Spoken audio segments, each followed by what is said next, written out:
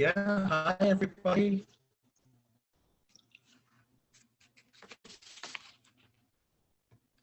Welcome everybody, thanks for joining. Let's say hi to everybody from Brooklyn, New York. I'm here in my beautiful neighborhood of Flatbush in Brooklyn. My name is Jedediah Dore. Some of you may know me from my online profile at Jedi Dore, and for my reportage work, drawing a project called the NYC Five Boroughs Drawing Project, where I've been documenting or chronicling at the five boroughs of New York City for about 12 to 14 years now. I went to Pratt Institute here in Brooklyn and have been making art and illustrating as a professional illustrator ever since. And I love it. I love making art and drawing every day. And I'm so grateful that Michaels and Derwent have allowed me to teach this class with you guys. I love teaching, I love drawing. We're gonna have fun. I'm so excited to draw today. I feel lucky every time I get to draw. I do it every day as much as I can. So let's get started. Our focus for today is learning how to create a dynamic drawing. I'm going to lower this so we could see a little better. Okay. There we go. Okay, so our focus for today is creating a dynamic drawing using line work. Line work is such an important part of drawing. It's so vital because it sets up the shapes and contours and perspective and vantage point. It sets up all kinds of things within a drawing.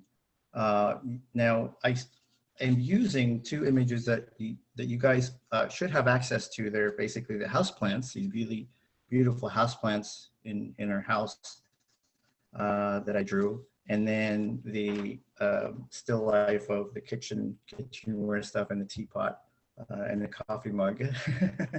So it's just some random things around the house. And I created a line drawing with some Derwent pens, some of the line maker pens. So you can see here how I did that.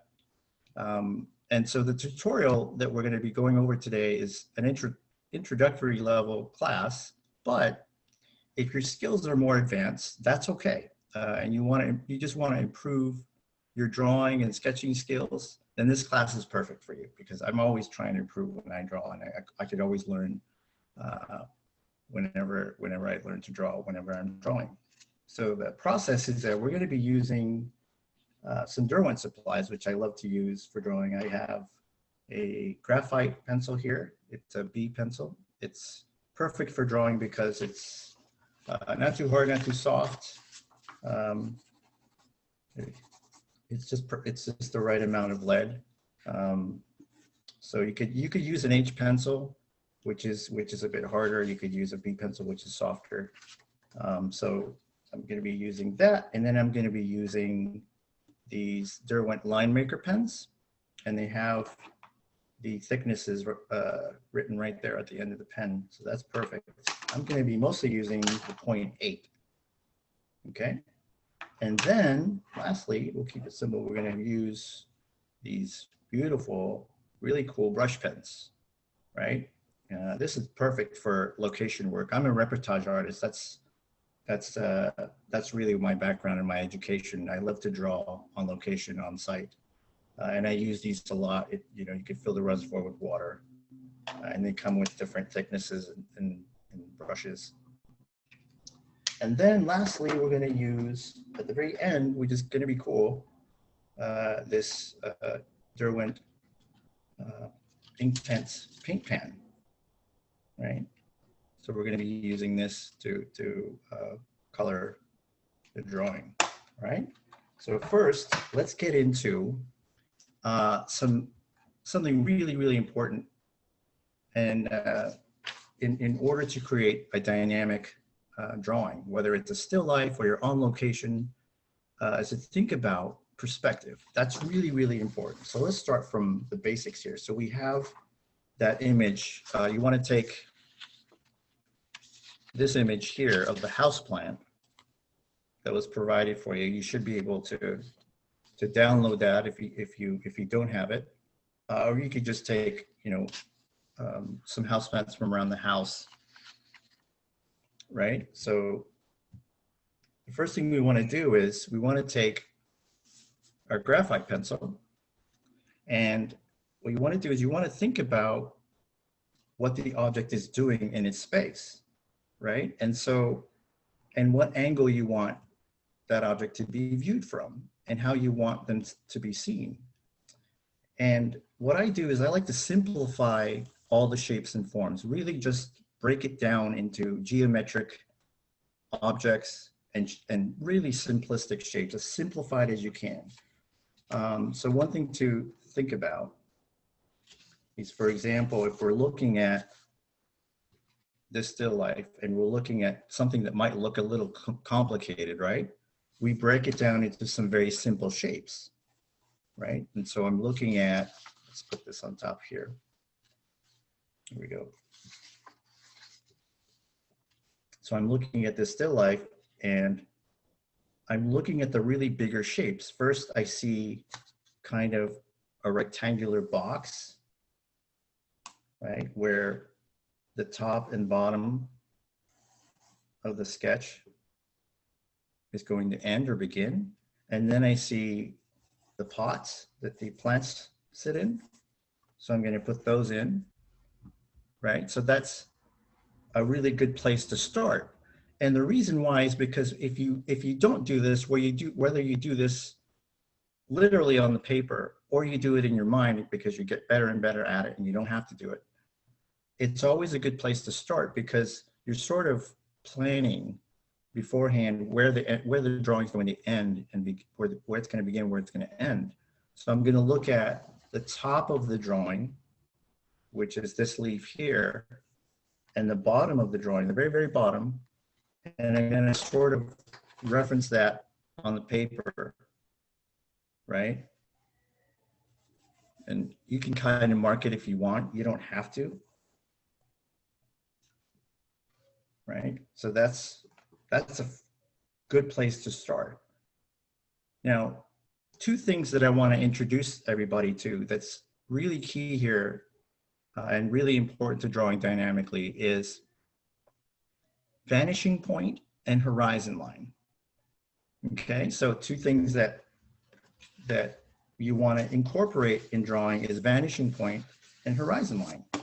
And vanishing point, we'll start with vanishing point, it's really simple because if we look at, let's take this blank piece of paper here.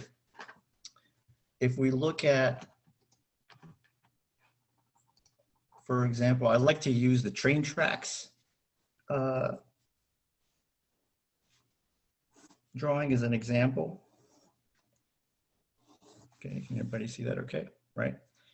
So vanishing point is a point on the image plane right here of a perspective drawing where two-dimensional perspective projections or mutual parallel lines basically meet and converge, right? So here we have, let's say this is the horizon line, and then we have these two railroad tracks, right? And that's a really, really good way to think of vantage point or vanishing point when you're making a drawing, because finding this is really key to creating a dimensional drawing. And it's a really good way to draw architecture. It's a good way to urban sketch. It's a good way to draw any still life. If you want to make it more volumetric, make it more dynamic, is to sort of find that vanishing point. And I like to use this as a symbol because really if you just draw in the tracks like so, and then you draw the telephone poles, look what starts to happen. It starts to become a very dynamic, you could draw the sun setting, and maybe a house over here, right? And maybe the gate. What starts to happen is this very dynamic drawing, right? And eventually, when you draw enough, you don't have to sketch or, you know, rough sketch or thumbnail that vanishing point in those drawing lines, or vantage point lines. You can just draw it that way. Okay. The other is the horizon line. and that's this here.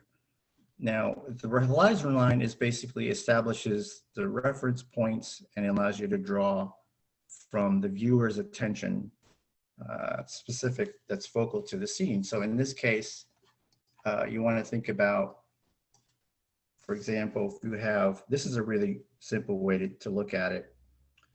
You have, let's just draw a really basic two people standing like this. That one's kind of further away, and let's draw a box, right?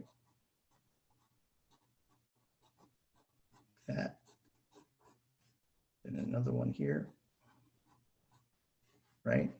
And so let's make a line going from this person to that person, and this box to the one behind it, right? And where all of those lines can converge, you see what starts to happen? Right there, that's your horizon line. So you have vanishing point and horizon line. Now, it sounds very technical, but really it's just a matter of seeing it that way. You can draw these sketch lines if you wanted, right? Because you can draw with the lighter pencil and then erase them afterwards, and then come in with ink on top of that sketch, right? So let's start with that exercise with these flower pots. Okay, so we have the flower pots there. So I'm going to look at these three. In fact, if you see the picture, you already have a kind of designated line where it's kind of pointing to where the horizon line might be, right? You can see the furniture behind it, or the wall behind it. There's a lot of visual cues. The other thing I like to do is I like to, like we mentioned earlier, is to create a geometric shape, right, that describes the shape of this flower pot. And when that happens, we start to find the dimensionality in the drawing, right? And so I'm going to go in here and start to fill in the bigger details, like the top of the flower pots, right? The bottom. This one here is in the foreground, so that's going to come in like so. And it's okay if you're drawing on top, you know, if the lines are overlapping, that's totally okay. Because remember, we're going to come in with the line maker pens after that. And then what's important with maybe botanical illustration is that it can get a little bit complicated when you're drawing it. So trying not to let it overwhelm you. What I like to do is I like to simplify the whole thing. So if you look at this back plant here, the one in the rear, you can see the shape and just kind of put that shape in there like so. And then you can go in and kind of describe it and be as accurate as you want to. One thing to keep in mind in my teaching is that there's no such thing as mistakes. Don't worry about mistakes. This is where you want to make mistakes because that's kind of where you find your personality with drawing. I love mistakes. But try to be as accurate as you can so that we're practicing, you know, using our tool, and we're practicing being able to see, right? So you could see where that shape that I drew starts to help me as a guide, right? And so with this here, this starts to get a little bit complicated. You have all those beautiful leaves folding over and under, right? So what I like to do is we can break that shape down into maybe a rectangle.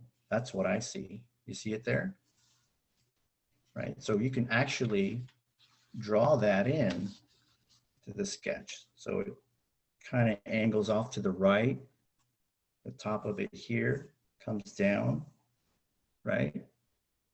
And then that's when you can start to add in that detail, that kind of sinuous looking stalk, and then the leaf comes over drawing plants is actually a really good way to exercise seeing things this way. And the more you practice, the better you get at it, the less you have to draw, you know, the geometric shapes and the perspective lines and the horizon lines. See? So that's what helps me with that. The other thing is before we move on, we're going to do some really fun exercises. We're going to do 3 exercises, okay? But one thing to keep in mind also is this is really it's really fun to exercise to exercise with your drawing. Is if you think of things and how they sit in space and how they, you know, weigh down or anchor down into things. If you look at this apple, for example, right, we can kind of see it as this, just this round shape, right? But really, in real life, there's form, right? There's geometry, and there's this really beautiful line, right, that describes it. And so the way we have to see it, it's almost like the way I was taught was when you look at a square, right? There's a couple of different ways to see this. You could see it this way as a flat square, the way I see this apple, right? Or we can see it the way it sits. It has weight, it has shape, there's volume, right? There's presence. We can see it that way, right? And that's really interesting, the way we see it that way. And so when we describe things like just a simple apple, we can start to see those shapes. And we start to draw and paint them in. And when that happens, it gives it character. It brings it to life. Okay, so that's something that we always have to keep in mind when we're drawing. So let's go into some exercises that I want to do with y'all. Let's use the backs of these. So the first one is something I like to call a contour or continuous line. Okay, so continuous line is something I did with this drawing. Okay, so we're gonna take about 10 minutes to do this. So grab your favorite tool, whether it be a pen or pencil. I'm gonna go ahead and grab, I'm gonna use, let's see, I'm gonna use this Inktense paper.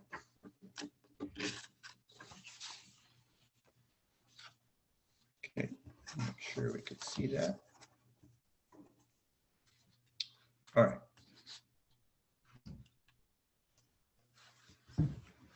So now the continuous line is a really good exercise to practice drawing anything, right? And the way it works is you're going to start in one spot, anywhere on the page, anywhere you want.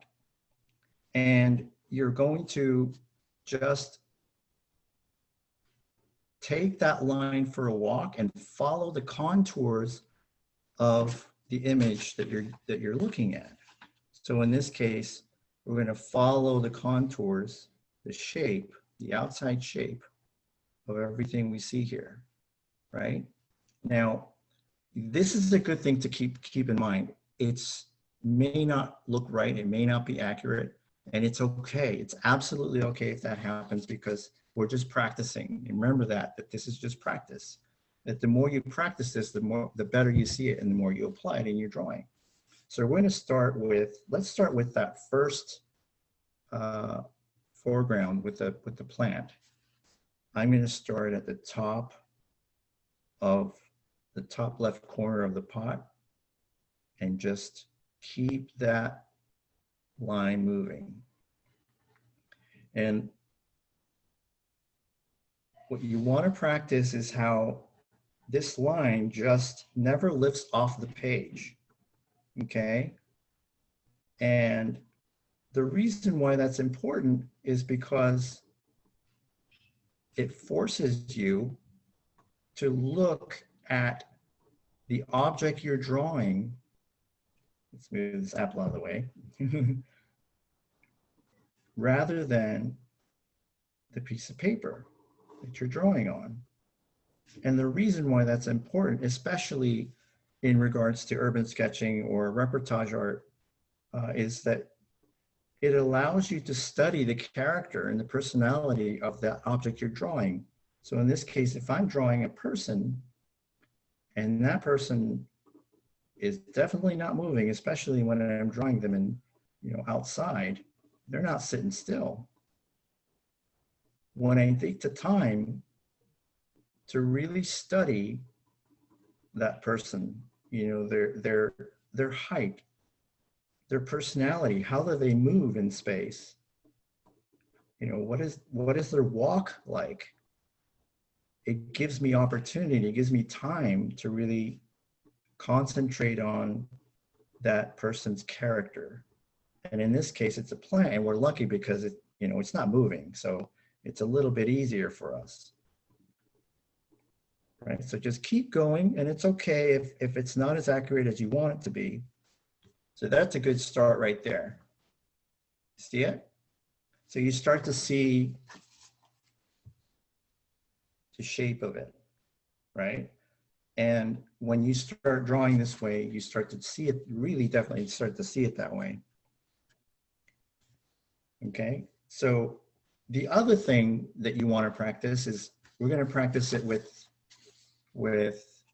this plant on the right. It's really just a few strands of leaves and then the pot. But what we're going to do is something called the blind contour drawing. And that's really fun. And it's really just, it's called blind contour because you're not closing your eyes, which sounds kind of funny because whenever I tell students that, they think, how can I draw closing my eyes? It's really just, you're not looking at your paper at all. You're just looking only at the object you're drawing, right? It sounds really, really difficult. It sounds really challenging, right? But try it, and try to do this every day as much as you can, because what happens is you start to draw automatically with your hand. Your hand does the thinking. And, because the reason why that's important is when you start to analyze things over and over and over, and you're not looking at the object you're drawing, you start to interpret it a certain way, and you don't portray it accurately, right? And what's important here is just trying to be as accurate as much as we can, so we get the character of that object. So in this case, we're going to start somewhere, and we're not going to look at the paper. We're just going to look at the still life or the object that we're drawing. Okay, so I'm going to start here. And I'm just going to keep going. And I can kind of feel the edge of the paper. And there's the top of it. And then we have the shape of the plants, like that. Right? So that's, that's something that's really fun to practice. Let's try another one here on the left. Okay. I'm going to let's start with these leaves here. So I'm going to start with the top here, right here. Okay. Oh, yeah. So Nancy says this is really hard, but it is hard and challenging. But here's the thing, when it's challenging, when it's hard, that's when you're really learning something, right? So let's try with the upper left now. This here, these plants here. Okay. I'm going to start right here on the paper, and I'm not going to look at the paper. I'm going to think about how that sits and go ahead and just do that.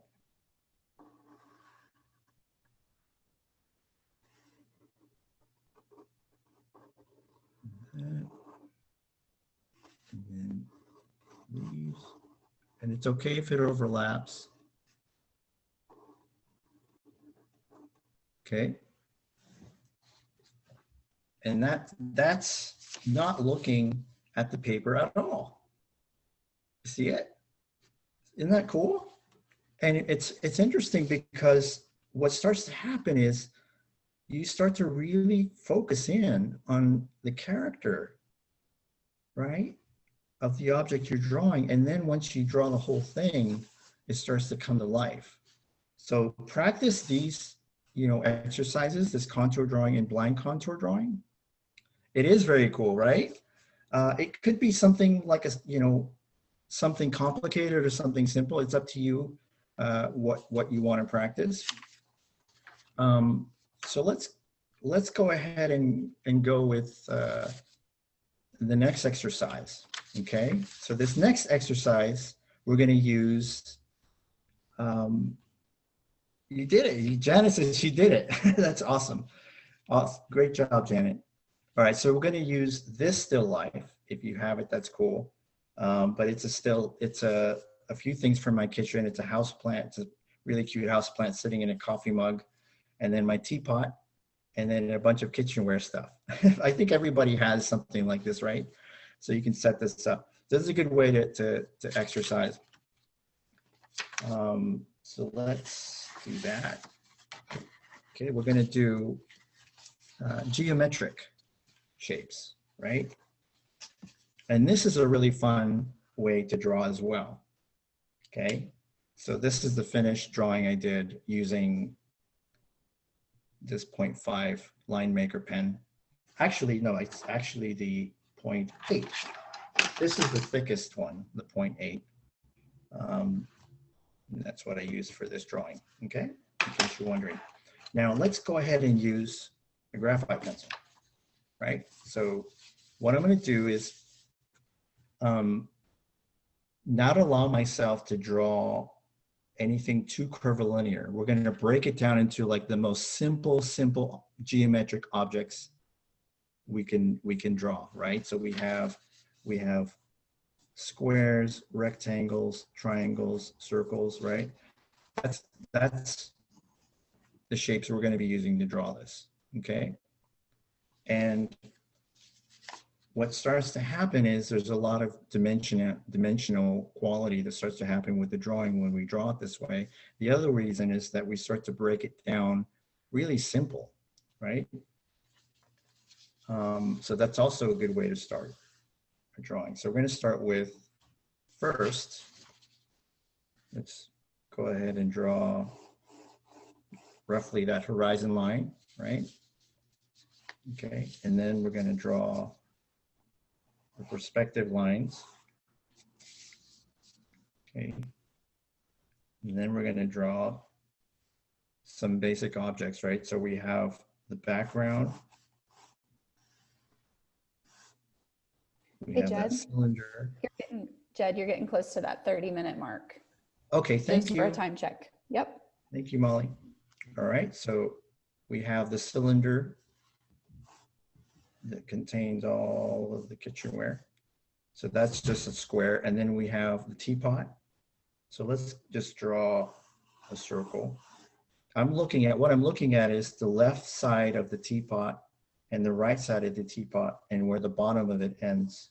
And then I'm just drawing an oval, right? Just like that. And we have a really good start. And then we have that nice oval at the top of the teapot. Then we have this circle or kind of oval with the handle, right? Then we have another circle, which is the top lid of the teapot.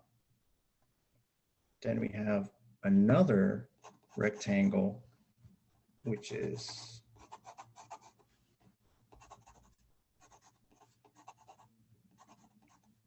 the whistle part of the teapot. Okay, then we have another oval there, right? So go ahead and do that.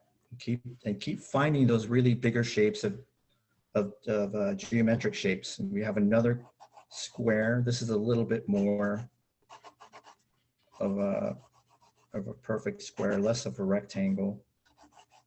Then we have the pot that sits on top of it. Just the top of it is a rectangle, right? And we could still see the perspective lines, how that sits in space, right? And then we have a bunch of ovals. We have the spoon, we have this one right here, it's a little bit more of a circle, and then we have a rectangle here, long rectangle, then we have another oval, another circle, and then a square, right? You see right away, you've already described the majority of this drawing of the still life. You already have it sitting here in this nice design. You have it sitting on this nice three-dimensional space. And then once you do that, it's up to you. You can keep going. You can keep going with some detail. Like we have the circle for the handle. We have the top of, the top of the containers, which are ovals. And remember how we were talking about the object sitting in space three-dimensionally? We have keeping in mind the bottoms of things. That's really important. Like when you're drawing a person, how do they stand in that space? In this case, we have the teapot, which is sitting on the counter or the table. So we draw that circle, right? So let's move on.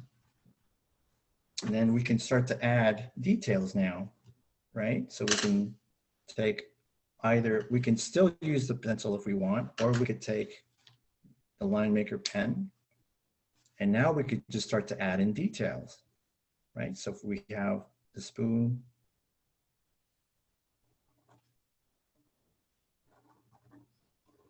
let's go ahead and keep drawing with the pen, the pencil, the handle. And this is where you start to add in the details now. And what you'll notice is because you drew these really big shapes, these geometric shapes, it's a lot easier to identify all the different players, all the different characters in your scene, in your story, right? You have a good reference point of where things begin and end, right? That's really why you should practice this, because when you start to see things this way, it's so much fun to draw when I'm practicing this, but also when I'm just drawing on location, you start to see the world this way, and it just makes sense to draw it that way. And this is just one way of drawing. This is just the way I like to draw. So here's the teapot, we have the outside. And this is really fun, right? Because we don't want to draw the teapot sitting like this, right? It has volume, it has a body, right? So one thing we're going to do is we're going to make the bottom nice and round, like a crescent, like half moon. See what starts to happen when you add that line weight to it? Right, it starts to come forward. Hey, Jed, everyone's asking in the chat if you can move both drawings to your right so we can see them at the same time. Oh, sure. Is it possible to shift? Thank you. How's that? I think that's better. Okay, right. And then you can go as far as you want with your pencil sketch. Some people like to go all the way and describe all the way to the very end, every detail, and it's up to you, right? Because if you want to finish with the line maker pen or an ink pen on top, then you can start to do that, okay? So that's what I wanted to show you with perspective and continuous line and blind contour and vanishing point. Keep practicing that and watch what happens with your drawings. You really just start to see things that way, and your drawings start to take on character and they start to become more dynamic. But let's do something.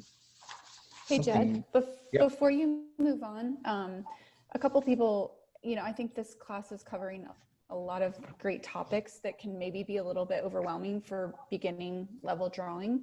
So can you comment on any books that people might be able to pick up, or just any ways to maybe, if they're a little bit more at that beginner level? That's a great question. There's lots of like urban sketching books, but really just, you know, if you go to an art section in your local library or your art store, there's lots and lots of books that you can get that introduce, you know, these topics and these exercises. What I'm introducing here with, you know, with perspective and horizon line and vanishing point, these are the basics of drawing. These are really good core with drawing. So you'll find them in most introductory books and most introductory sketchbooks out there. They'll cover this and show you. All right. Was there any other questions, Molly? No, I think that covers it. Thank you. Okay. Right, so now what we could do is, let's take one of these drawings. I think we should take this drawing, right? And this is a really fun thing that I do. That's pretty cool because it'll show you why it's important to have that line drawing. Okay, so we take our finished line drawing, and it could be just, in fact, let's do one real quick. So that way, because it's not fair that I've jumped ahead of everybody. I already have a finished drawing. Let's do this. Okay, let's do one together, and then we can work on that one.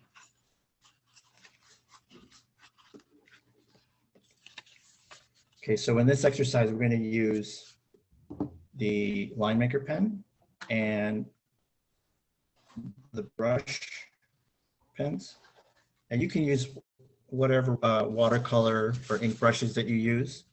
And then I'm going to use the paint pan set. Okay, and you can use also Inktense pencils or blocks, or you can use whatever watercolors you want to use, right? So let's take this drawing in the thicker 0.8, and let's just draw just these leaflets here, just the very top of it. Okay, I'm going to use the thickest pen that you can use. We're going to start at the stem here. Okay, let's start somewhere at the middle of the page, and we're going to veer off to the right. Okay, just the way that I see it here. And starting with the stem, it kind of comes up to the right on diagonal, and then we have that top leaf. Now you'll notice I'm using that, remember the exercises that we had, the continuous line and in the contour drawing? That's exactly what I'm doing here. And it's okay if the lines overlap and intersect. That's totally okay, and you'll see why that's okay. What I like to do is I like to focus on what that line looks like and how beautiful it is and how it kind of wraps around and curves, right? And you don't have to draw the detail of it, but it's a good reference point. That's why I'm doing it a little bit. You know, we have the leaf on the right. Now I'm just going slow here, nice and slow. I'm just taking that line for a walk, just following that beautiful contour of the plant. Plants are really, really good objects to practice drawing because they can be very complex and very simple as well. It's a good way to practice figure drawing as well. And it's okay if you make a mistake. Mistakes are all right.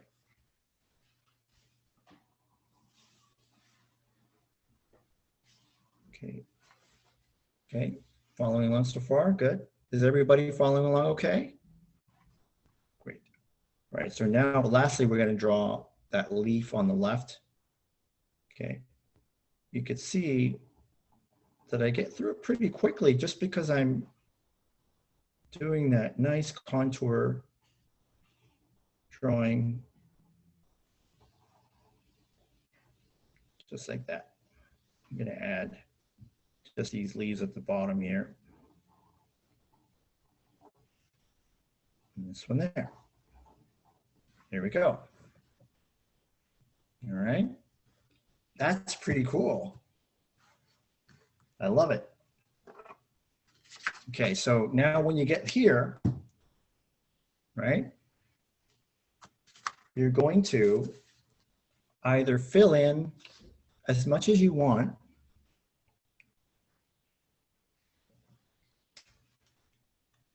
Okay, you can fill in any of these shapes, either the whole thing or parts of it, right? So I'm going to fill in just sections of it, and you can use either the line maker pen, right, to kind of fill in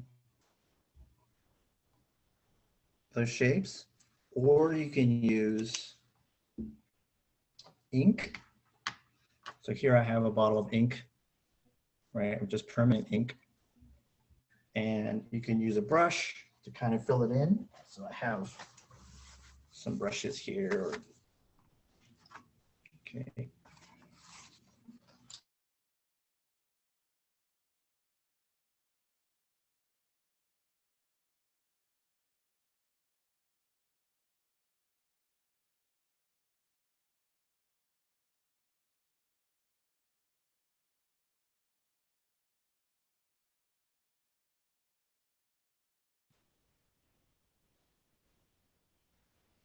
Okay.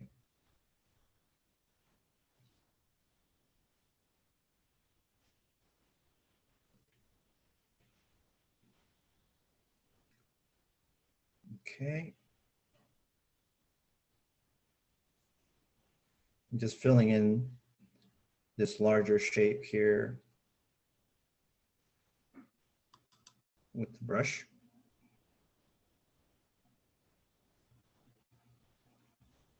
Okay. That looks nice and solid. And then the other thing we could do is we can fill in the shape using, yeah, you could use acrylic if you want. You can use gouache. Somebody's asking if you can use black paint. Absolutely. As long as it's nice and opaque. The other thing you could do is you could use the line maker pen or an ink pen or any pen that you have, and you could do some marks, right? We can do some cross hatching to create tone. See what happens there? So here's where we're going to just play, and we're going to create some different marks and different patterns. And I'm just following that line, the contour line, with some hatching, right?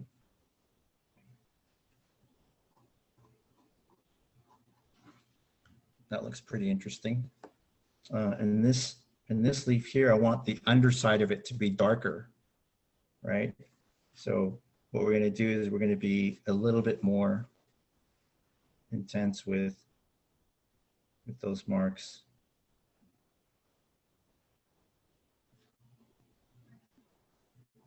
It's okay if you go in different directions. It's with cross hatching, what you want to do is you want to create a nice pattern to your marks.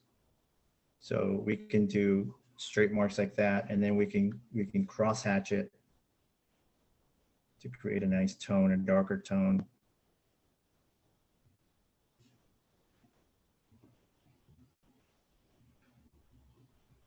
Okay. You can see the difference between this tone here and the one on the top. Okay. And then for the middle of the leaf, where there's more light, where it's exposed to more light, we can separate the line a bit more. kind of add more gaps in between the line to make it lighter, right? So this is another way you can render it. The other way is also you can do dots. And now that takes a lot longer, but you could do dots and then lines too. And that creates a really nice kind of texture with the lines. Hey, Jed, you've got about 15 minutes left. And Okay. people are asking if you're going to get to the color. Yeah. So let's go ahead and let's stop there with the marks. There. I'm really happy with that. That looks really nice. Okay. So now we're going to add the color. And you can do this to make silhouettes.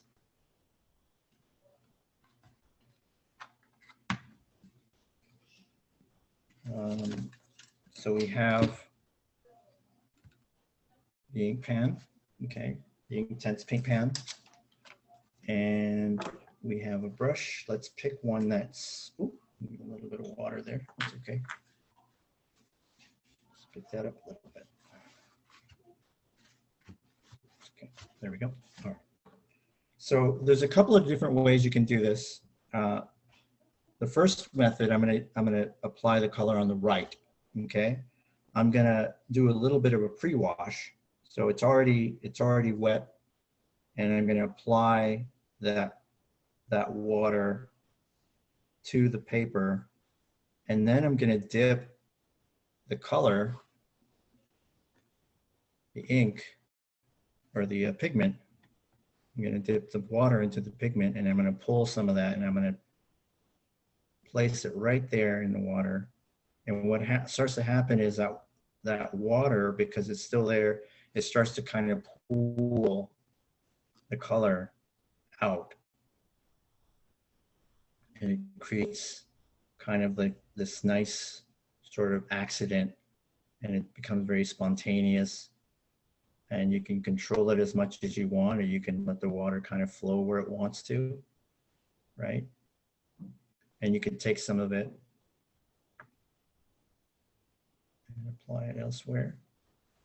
Okay. So that's one way. Okay, and then we're going to add some of that yellow to the lighter part of the leaf there. This is a really great way to create silhouettes. And then other thing is, if you feel like you have too much water, you put too much on there, it's absolutely okay to do this with when you're using water to paint, is you can take a little bit of, paper towel and kind of just dab it, and you can pick up as much color as you want. Okay. You could see what that looks like. Right, that's nice and soft. Okay, so that's one way to do it. And one thing that's interesting is that I actually like it. If you could see that, I'll move the camera in a little bit. You can kind of see where the color bleeds a little bit. That's actually okay. I kind of like that. Do you guys like that when it kind of bleeds a little bit? I think that it looks more natural, and it looks a little bit more dreamy, right? It creates a little mood in the drawing. So Hey, sometimes Jed. I'll do that on. Hey, Jed, I just wanted to chime in here. A couple people are asking about the Inktense Paint Pan, and I just wanted to clarify with everyone that it is not a watercolor set. So once that pigment dries, it's more like a stain, which is perfect for what Jed's doing, where he's mixing the media, because you can go back and add color without worrying about it bleeding or cauliflowering or anything like that. So it's a great product in that way. It comes in the paint pan, like what he has there. And then it also comes in a pencil form and a block form. And the pencils are great if you're trying to do some really small detail work. and then want to go back over and paint with them. So I just want to clarify that for everyone that was watching. Yes, thank you for that, Molly. It's a great tool to have. I take it with me a lot on location drawings. It's a perfect size. It has all the right colors I need, all the primary colors I need. And my favorite thing is what Molly mentioned, is that it dries fairly quickly, and it becomes very opaque, and it takes on almost a gouache application, in that it's very opaque, and then the color loves to sit there, and you can just apply the color and overlay it, and it, and it's very intense. The colors can be very intense and opaque if you'd like. So you don't have to wait for the color to dry, but it's also acts almost like an opaque acrylic or gouache. Okay, so I'm using the Inktense Paint Pan travel set here. It's a nice size. You can kind of see it relative to my hand there. Okay, so now the other side, just something similar. You could just, this is going to be a little bit more intense, because instead of applying the water first, we're going to just go right into the paint pan, right? And we're just going to pull that color. Look at how it pulls that color nice. Just picks it up. Now you have a lot on that brush, and you could just paint it right on there. You could see the intensity of the color, right? You can see the difference. And you can use marks. You can use different marks to render that. See the difference? Right? And then what we talked about was how vibrant the color was. You can take another color like so, and go right into the orange, and you could just apply it right on top of that. And look at that. It just sits right on top of that. Let's do the other side now, so it looks a little bit more like a sunset. And this is how you do a silhouette. And it's really good way. It's a really cool and really fun, easy way to do like a really moody silhouette. Like if you're using a more cool color palette, you can do like a moonlight one, or you could do a sunset one or a sunrise one. Just add a little bit of red at the bottom, and then we're finished with this. You see how I have a little bit of it sitting on top of that stem? It's okay, because what I can do is I can pick up some of it with the paper towel and then spread it a little bit with the water.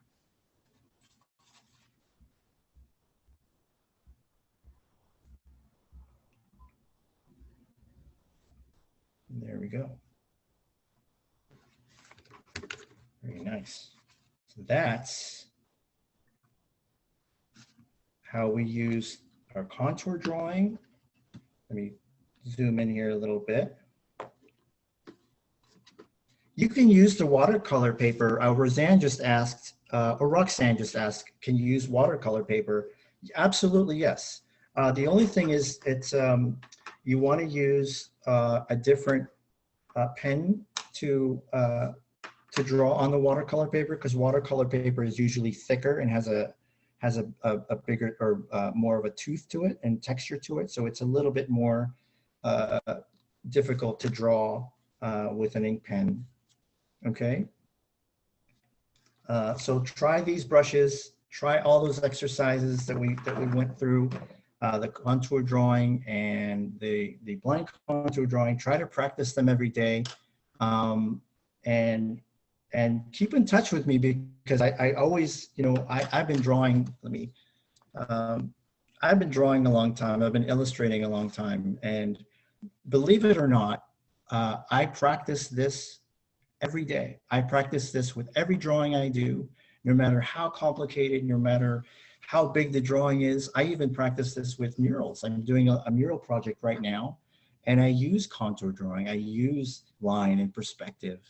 All of that I incorporate into the drawing in my illustration, my artwork. So that pretty much wraps up our session. I hope you enjoyed it as much as I did. Thank you so much, everybody, for tuning in, and thanks to all who commented and questioned and asked questions. And don't forget that you can find me sharing art every day at Jedi Dore. It's JEDIDORE on social network, and also you can see more of my artwork on jedidore.com, where you can see a lot of my reportage work and location-based work. And I also wanted to thank Michaels and Derwent. Thank you so much for allowing me to teach this wonderful class with everybody. And thanks for your support. I had so much fun. Have a beautiful day, everybody, and keep practicing and sending love from New York City. And remember, keep going, stay curious, and wonder. Bye, everybody.